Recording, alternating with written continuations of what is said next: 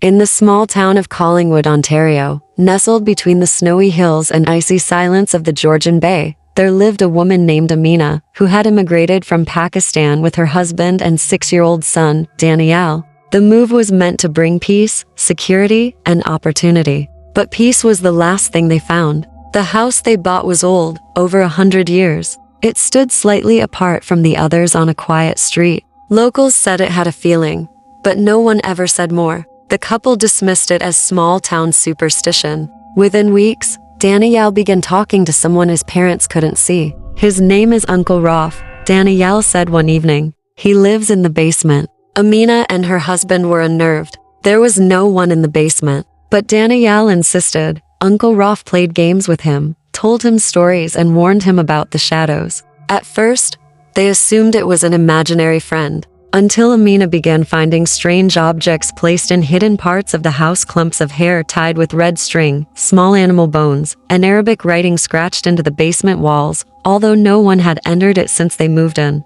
Terrified, Amina called her mother in Karachi. Her mother said little, but sent a Tawiz amulet by DHL, along with instructions: burn incense daily. Do not let Danielle sleep alone. And for God's sake, do not open the old wooden chest in the basement. Amina's blood froze. She had never told her mother about the chest. That night, Danielle screamed in his sleep.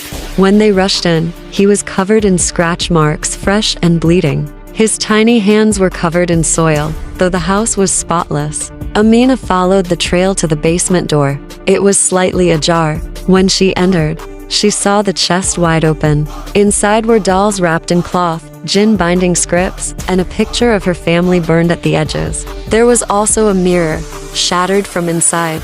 The reflection, she swore, did not match her movements. Desperate, Amina contacted a Pakistani spiritual healer via WhatsApp.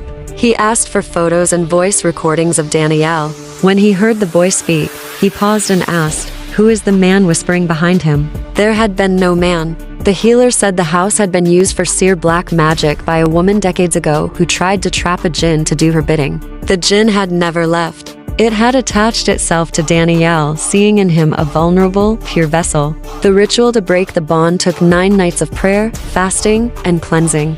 On the 7th night, Danielle's eyes rolled back, and he spoke in a deep, unfamiliar voice. "You shouldn't have opened the chest," it growled. The healer insisted they leave the house immediately. They did. That night, lightning struck the roof, and the house caught fire. Everything inside was destroyed. They never went back. To this day, Danielle doesn't remember Uncle Rauf, but sometimes while walking